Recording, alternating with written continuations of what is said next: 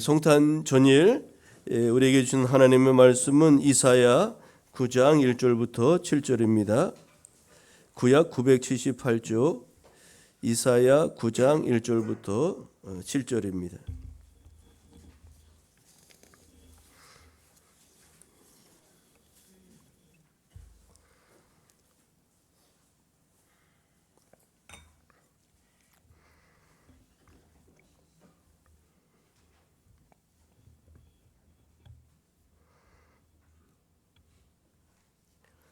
제가 말씀 봉독하겠습니다.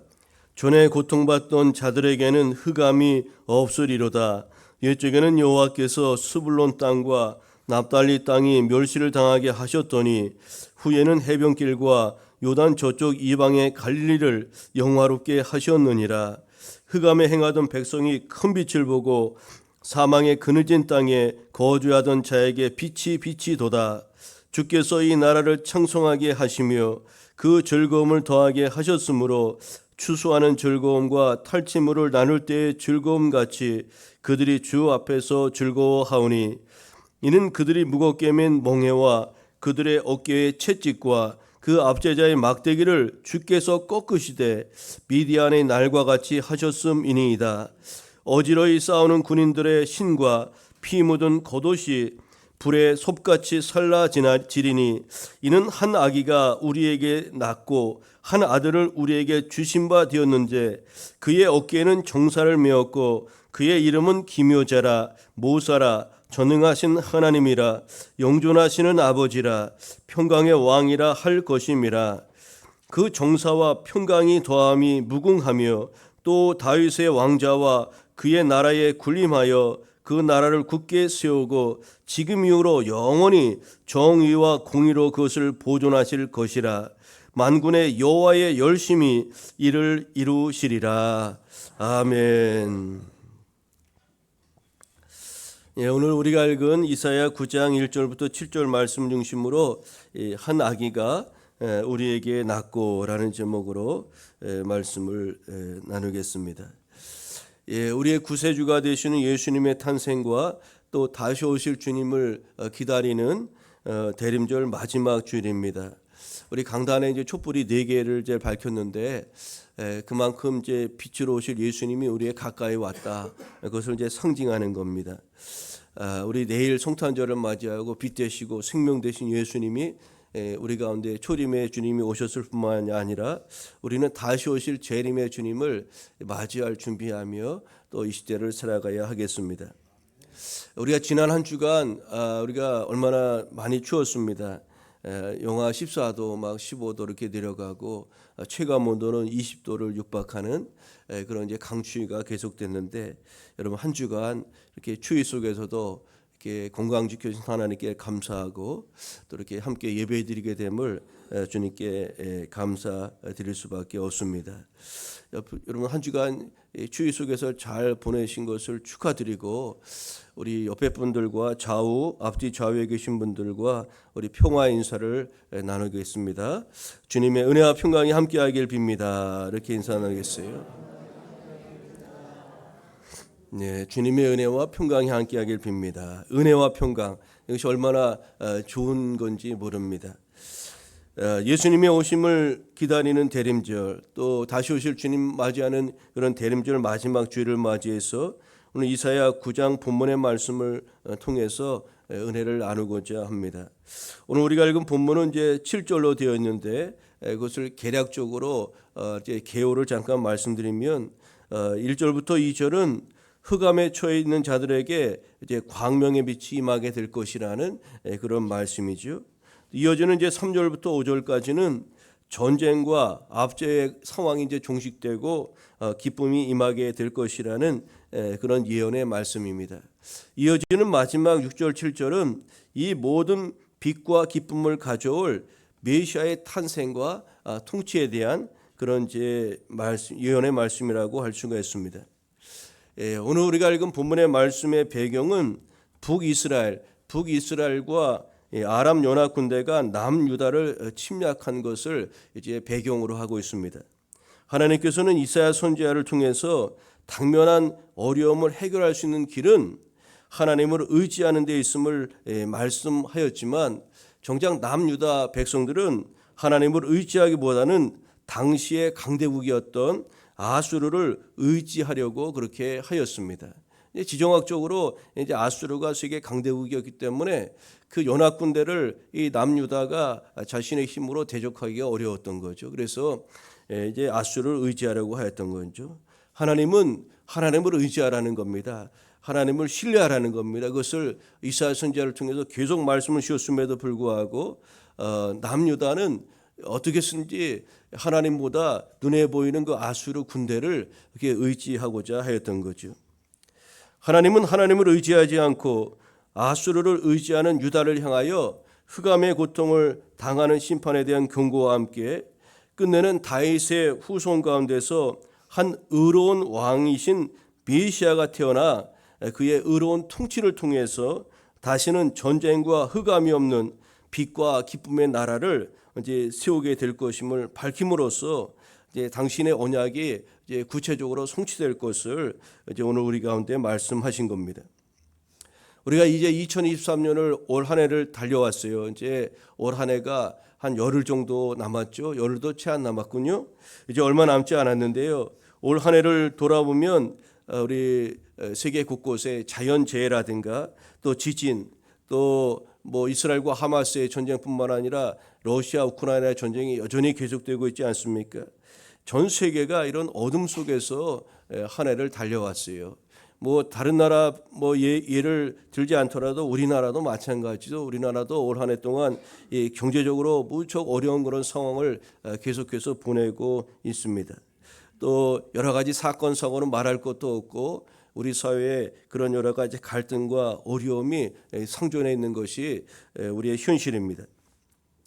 여러분, 그런데 참 믿음은 이런 여러 가지 고난의 상황에서도 여전히 시선을 하나님 앞에 하나님께 두고 주님의 선하신 손길을 바라보며 나아가는 것이야말로 참 믿음의 길이라고 우리가 할 수 있을 것입니다.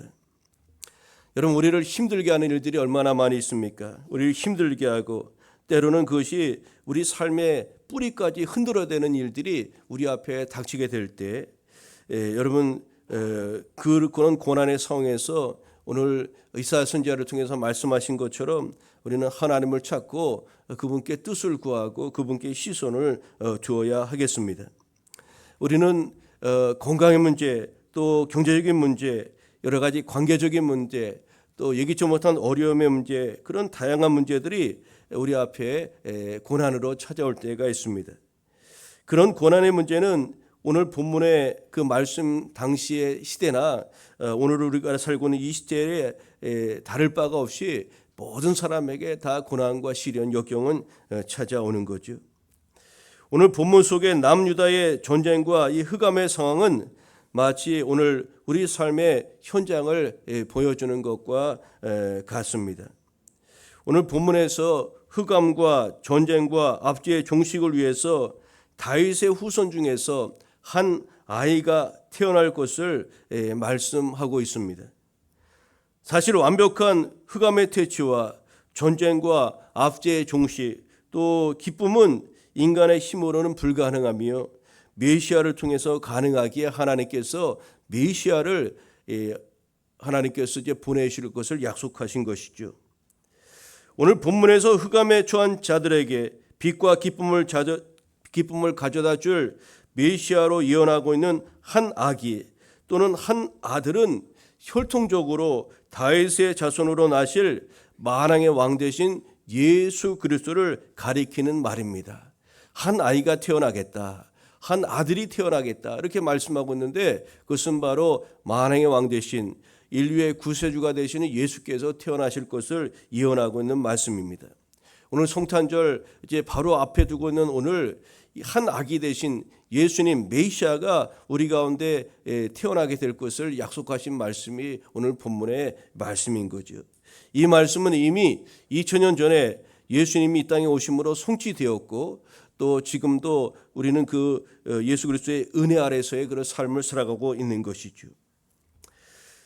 여러분, 하나님께서는 한 아기를 통하여 흑암과 사망이 가득한 곳에 빛과 소망을 주실 것을 약속하셨습니다. 한 아기를 통해서 하나님께서 행하신 일과 또 앞으로 행하실 일들은 과연 무엇인지 우리가 같이 살펴보면서 또 은혜를 나누고자 합니다. 먼저 하나님께서 한 아기를 통해서 우리에게 놀라운 일을 행하셨는데 죄와 사망이 가득한 이 땅에 참 생명의 빛을 비추어 주셨습니다. 여러분, 오늘 본문은 메시아 탄생과 통치에 대한 그런 예언의 말씀이라고 앞서 말씀드렸죠. 2절에 보니까 이렇게 말씀합니다. 흑암에 행하던 백성이 큰 빛을 보고 사망의 그늘진 땅에 거주하던 자에게 빛이 비치도다라고 말씀하고 있습니다. 여러분, 여기서 한 아기인 메시아를 통해서 하나님께서 놀라운 일을 행하실 것이라는 그런 약속의 말씀이죠. 이사야 시대 아수르의 압제를 받고 있던 갈릴리 지역, 즉 남유다는 말 그대로 흑암의 고통 중에 있었습니다. 이것은 1차적으로 남유다에 대해서 하신 말씀이지만 궁극적으로 더 포괄적으로 이 말씀은 온 인류를 향한 하나님의 구속사적인 그런 메시지를 담고 있다는 거죠. 여러분, 당시의 암울한 상황은 한 아기가 태어나기 전, 다시 말해 메시아 예수님이 이 땅에 오시기 전의 상황에 대한 그런 예표라고 할 수가 있을 것입니다. 예수님이 이 땅에 오시기 전에 세상은 어떠했을까요? 마치 갈릴리가 아주 흑암의 고통 중에 있었던 것처럼 이 땅은 흑암과 사망의 그늘에 그렇게 가득 덮여 있었던 것입니다. 죄로 인해서 모든 사람은 죽을 수밖에 없었고요. 또 구원의 소망이 전혀 없었던 것이 바로 인류 앞에 있었던 문제였던 겁니다. 그런데 이런 흑암의 고통 속에는 이 땅에 큰 빛이 임하였다는 거죠. 큰 빛, 메시아가 이 땅 가운데 임하였다는 겁니다. 곧 구원과 생명의 빛으로 우리 가운데 큰 빛이 임한 것입니다. 그것은 바로 한 아기, 곧 예수 그리스도의 탄생을 말하는데, 예수님이 이 땅에 오심으로 말미암아 죄로 인해 흑암 가운데 살던 백성들, 사망의 그늘진 땅에 거주하던 사람들이 새로운 생명을 얻게 되었고 또 빛 가운데 나아갈 수 있게 된 것입니다. 여러분, 하나님이 우리 가운데 보내신 참빛은 바로 예수 그리스도이시라는 것을 여러분 분명히 기억하시고 또 확신하시기를 바랍니다. 근데 여러분, 이 참빛 대신 주님, 예수님을 누가 맞이할 수 있었습니까? 예전이나 지금이나 동일합니다. 예수님을 누가, 빛 대신 주님을 누가 만날 수 있단 말입니까? 자신이 죄인임을 깨닫고 인정하는 사람들에게 빛이, 참빛이 임하는 것입니다. 여러분, 빛이 필요한 것은 어떤 곳일까요? 어두운 곳에 빛이 필요한 겁니다. 밝은 곳에 아무리 밝은 것을 비춰도 그것은 밝게 비춰지지가 않아요. 세상에 빛으로 오신 예수님은 당신의 빛을 흑암에 행하던 백성들, 사망의 그늘진 땅에 거주하던 자와 같은 죄인들에게 비추어 주었던 겁니다. 여러분, 그런데 성경은 인간을 어떻게 소개하고 있죠? 의인은 없나니 하나도 없다고 로마서 3장 10절을 통해서 말씀하고 있습니다. 그럼에도 불구하고 수많은 사람들이 스스로 어둠 속에 있는 죄인임을 인정하지 않고 의롭다고 여기며 살아가고 있기에 구원의 빛이, 생명의 빛이 그들 가운데 임할 수가 없는 겁니다. 그래서 요한복음 1장 4절에는 아주 안타까운 말씀을 우리에게 선포하였습니다. 빛이 어둠에 빛이 돼 어둠이 깨닫지 못하더라 라고 말씀하고 있는 겁니다. 자신이 죄인됨을 인정하지 못하는 사람에게 참 생명의 빛이 임할 수가 없는 겁니다. 나는 어둠입니다. 나는 어둠 가운데 있습니다 라고 인정하는 이에게 생명의 빛, 참된 진리의 빛이 비로소 임하게 되는 거죠. 여러분은 어느 부류에 속하십니까? 스스로 의롭다 여기면서 참빛을 거부하면서 살아가고 계십니까? 아니면 스스로 죄인임을 깨닫고 겸손히 생명의 빛 대신 주님께 나아감으로 빛 가운데 거하고 계십니까? 여러분, 지금 우리가 살고 있는 이 세상은 여전히 어둠이 가득하고 빛이신 주님을 꼭 필요함에도 불구하고 이 빛, 생명과 빛이신 이 주님을 멀리하고 있는 것이 오늘의 세상의 모습입니다. 그런데 여러분, 세상이 어두우면 어두울수록 빛 되신 주님을 우리는 더 가까이 하고 꼭 붙잡아야 되는 줄 믿습니다. 요한복음 8장 12절에 이렇게 말씀하였습니다. 예수께서 또 말씀하여 이르시되 나는 세상의 빛이니 나를 따르는 자는 어둠에 다니지 아니하고 생명의 빛을 얻으리라고 말씀하였습니다. 주님만이 우리의 길과 진리와 생명이 되시며 우리 발의 등불이 되사 어둠 속에서도 능히 걸어갈 수 있게 하신다는 것을 기억하시고 길이요 진리요 생명이며 빛 되신 영원한 빛의 나라 주님 품으로 우리를 인도해 줄 그 주님을 바라보며 빛 되신 주님께로 더욱 가까이 나아가는 우리 모두 되기를 소망합니다. 오늘 대림절 마지막 주 이사야 선지자를 통해서 말씀하신 그 한 아기, 그분은 메시아로서 우리에게 죄와 사망의 땅에 살고 있는 우리에게 참 생명의 빛을 주시기 위해서 오신 메시아 우리 주님이심을 여러분 잊지 마시기를 소망합니다. 두 번째로 여러분 한 아기로 오신 예수님은 누구실까요? 그분은 완전한 하나님이며 완전한 사람이라는 것을 우리는 잊지 말아야 하겠습니다. 이것은 기독교 신앙에서 예수님이 누구신가를 이해하는 그런 아주 중요한 그런 내용입니다. 6절 후 전반부에 보면 이렇게 말씀하죠. 한 아기가 우리에게서 낳고 한 아들을 우리에게 주신 바 되었다고 말씀하고 있습니다. 이 말씀은 메시아 탄생을 가르치는 말씀인데 이 말씀에는 예수님에 대한 놀라운 의미를 담고 있는 말씀이 있다는 거예요. 예수님이 누구신지를 우리에게 소개하는 두 가지 단서가 있다는 겁니다. 먼저 한 아기가 우리에게 낳고 이렇게 말씀하죠. 한 아기라고 표현한 이 말씀은 오실 메시아가 완전한 인간으로 우리에게 임하실 것이라는 것을 가르치는 말씀입니다. 이 메시아는 약속과 같이 다윗의 후손으로 오시는 완전한 사람, 완전한 인간으로 우리 가운데 오신 분이 바로 예수님이라는 거죠. 두 번째로 한 아들을 우리에게 주신 바 되었다고 말씀하고 있는데 여기서 아들이란 말은 일반적인 사람의 아들을 의미하는 것이 아니라 하나님의 아들이라는 의미입니다. 하나님의 아들. 다시 말해 태어나실 메시아 예수님께서 신적인 존재임을 드러내는 그런 말씀이라고 하겠습니다. 결국 참빛으로 오실 메시아는 완전한 인간으로 또 완전한 하나님으로 우리 가운데 오신다는 것이요. 또 예수님은 정말로 그렇게 우리에게 오셨어요. 인성과 신성을 가지신 그런 완전하신 인간으로 또 완전하신 신적 존재이신 하나님으로 우리 가운데 오신 분이 바로 예수님이시라는 것을 우리는 잊지 말아야 하겠습니다. 예수님은 완전한 인성과 신성을 동시에 갖춘 분으로 우리에게 오셔야만 했습니다. 그래야 진정한 메시아 구세주가 될 수 있었기 때문에 이거는 너무나도 중요한 것이 아닐 수가 없습니다. 여러분 메시아로 오신 예수님이 완전한 인간이요 또 완전한 하나님이어야 되는 아주 가장 중요한 이유가 있는데 첫째로 인간으로 오셔야 되는 이유가 있습니다. 그것은 인간의 죄를 대속하기 위해서는 반드시 인간이어야만 했다는 겁니다. 첫사람 아담의 범죄로 인류에게 죄가 들어온 이후에 모든 인간은 아담의 원죄를 갖게 된 것 아닙니까?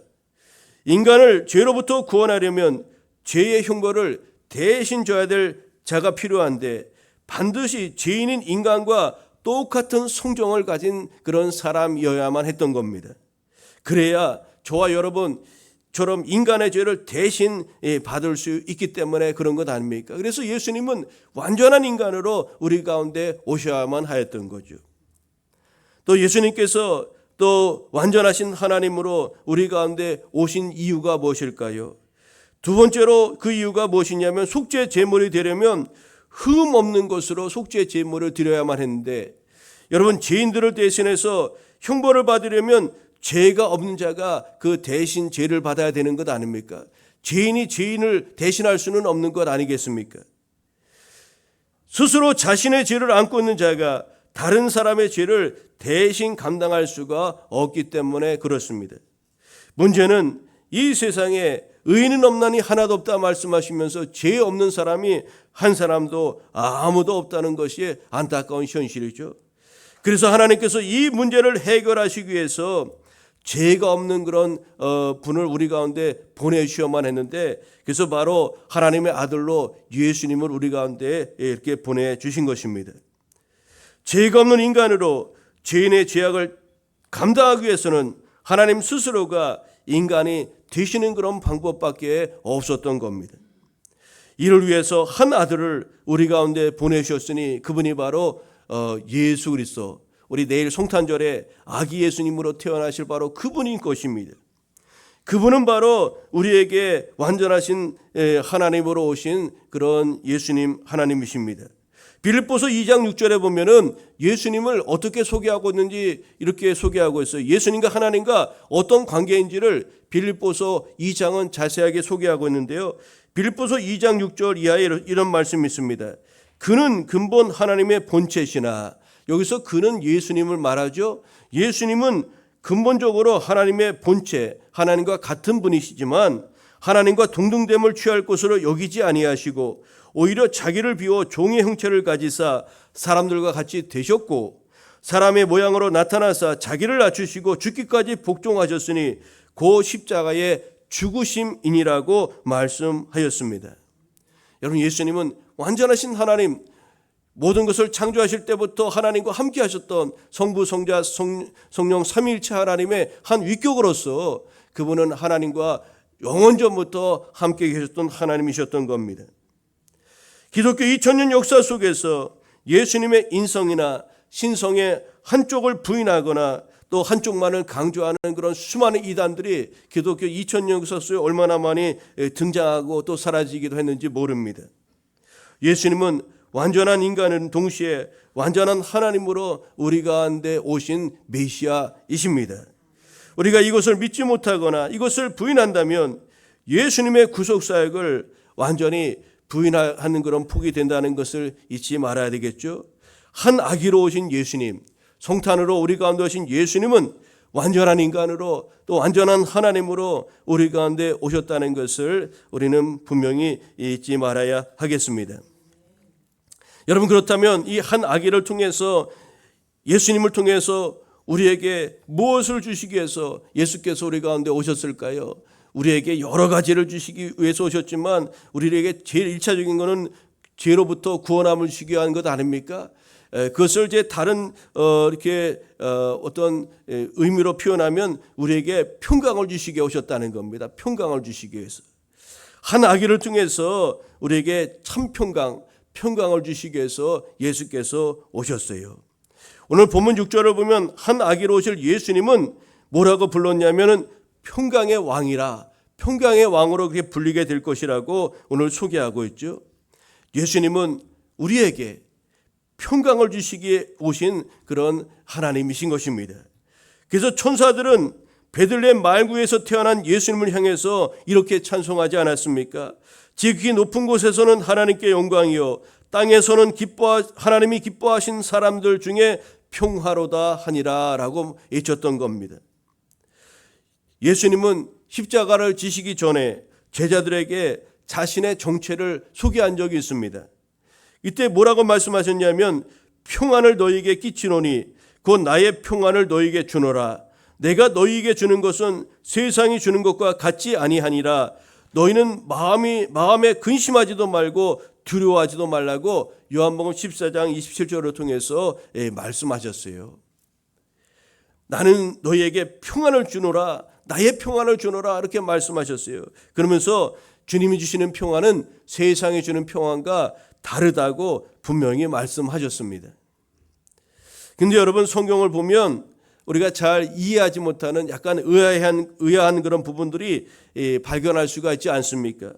예수님이 오늘 이사야 선지자가 평강의 왕으로 그렇게 오신다고 말씀하셨고 또 그분이 주께서도 친히 내가 너희에게 평안을 주노라고 말씀하셨는데 실제로는 그 예언이 다른 양상으로 사람들 앞에 나타났기 때문입니다. 여러분, 예수님이 오심으로 말미암아 유대 사회가 더 평화롭고 아주 평강 가득한 것이 아니라 더 혼란스러워진 것입니다. 예수님의 오심은 잔잔한 호수에 돌을 던진 것과 같이 큰 파장을 일으키게 되었다는 거죠. 예수님이 베들레헴에 태어났다는 소식을 들은 헤롯 왕은 예수님을 죽이려고 2살의 산의 아이들을 살해하는 그런 만행을 저지르지 않았습니까?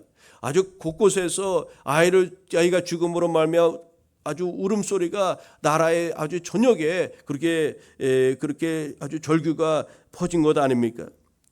예수님이 가는 곳곳마다 기쁨만 전해진 것이 아니라 많은 갈등이 일어났다는 겁니다. 새 율법을 주고 새 계명을 예수께서 선포하셨기에 그 유대인들이 그동안 잔잔하던 그곳이 여러 가지 새로운 그런 소용돌이가 일어났던 것입니다. 예수님을 믿는 이들의 삶이 평안해지기보다 이전보다 더 고통스러워지는 일들이 많이 일어났던 겁니다. 예수를 믿는다는 이유로 많은 박해가 일어났고요.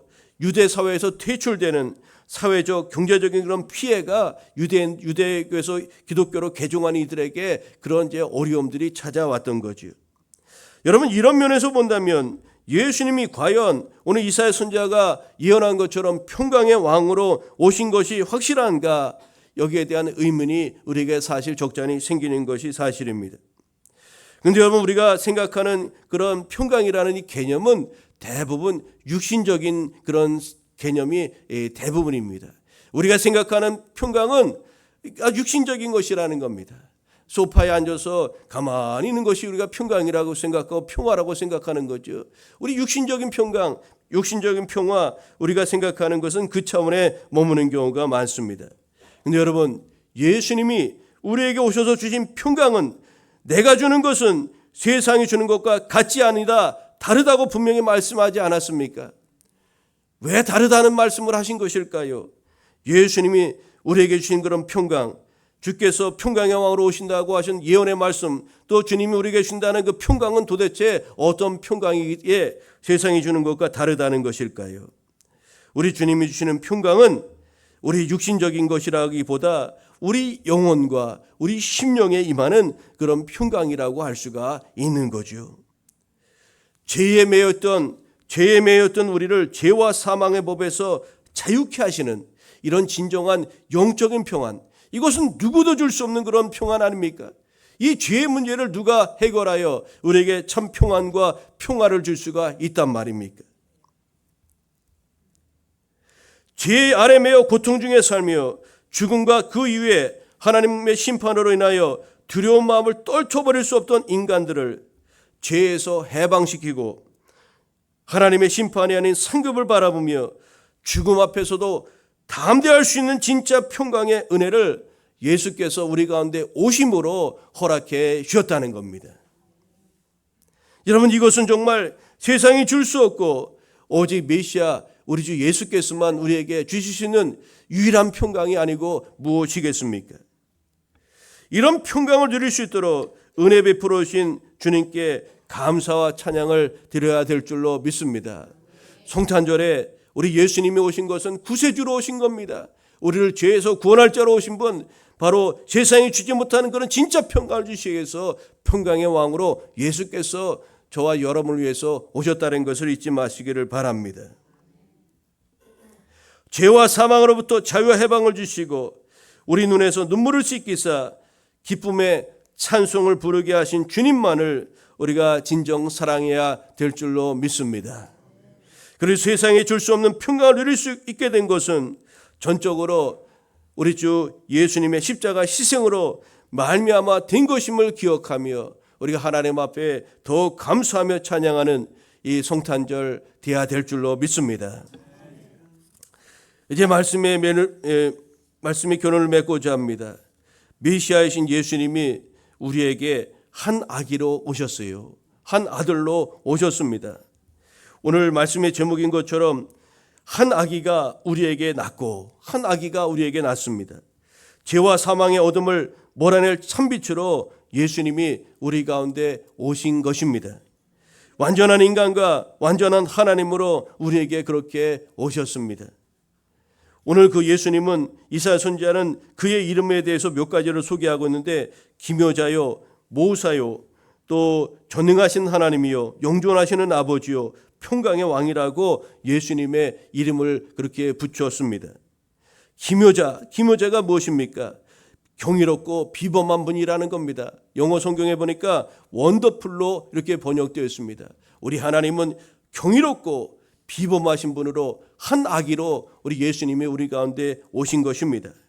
모사로 오셨다고 말씀합니다. 우리의 이 모사라는 말은 상담자, 조언자, 카운슬러라는 그런 의미입니다. 우리의 상담자가 되어주시고 우리의 조언자가 되어주시고 우리의 길의 안내자가 되시는 분, 바로 그분이 메시아로 오신 바로 우리 주님이시라는 것을 여러분 잊지 마시길 바랍니다. 예수님은 완전하신 하나님이라고 말씀드렸는데 그분은 전능하신 하나님이신 것입니다.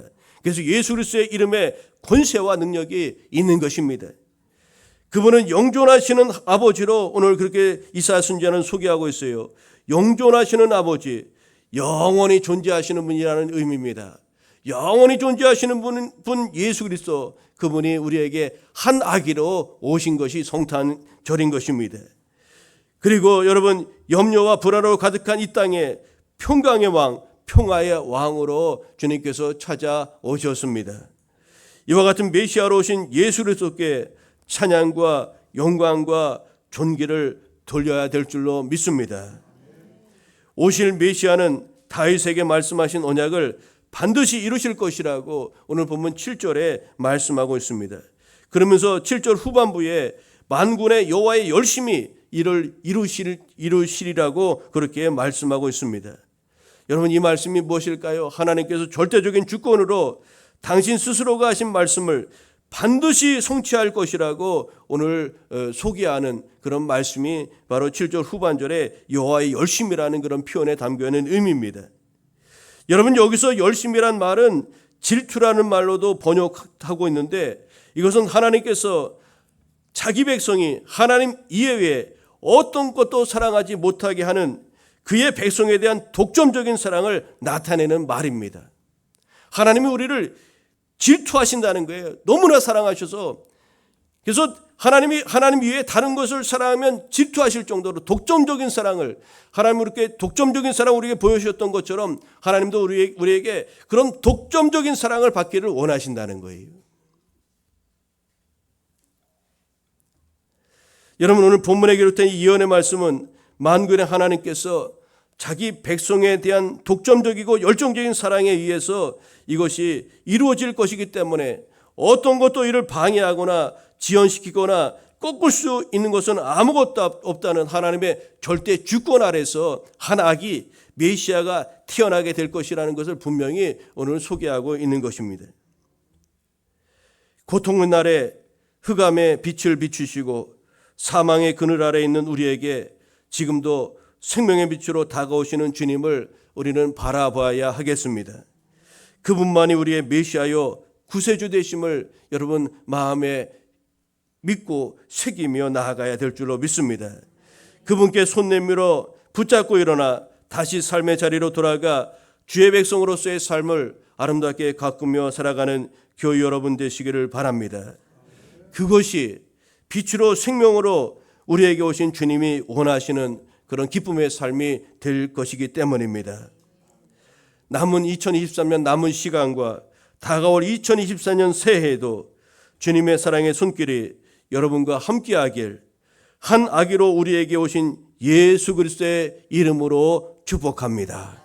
기도하겠습니다. 좋으신 아버지 하나님, 감사합니다. 우리에게 한 아기로 예수님 보내주신 것을 감사합니다. 빛으로 우리 가운데 임하셔서 우리 가운데는 어둠을 몰아내시고 죄와 사망의 그늘에 앉아있는 우리에게 생명의 길, 빛의 길을 열어주신 주님께 감사와 찬양을 드립니다. 주님께서 완전한 인간으로 완전하신 하나님으로 우리 가운데 오셔서 우리의 죄를 단번에 대속하시고 우리를 하나님과 의로운 관계로 그렇게 관계를 열어주신 것도 감사합니다. 우리에게 오셔서 세상이 줄 수 없는 진짜 평강을 주신 아버지 하나님 앞에 감사와 찬양을 드립니다.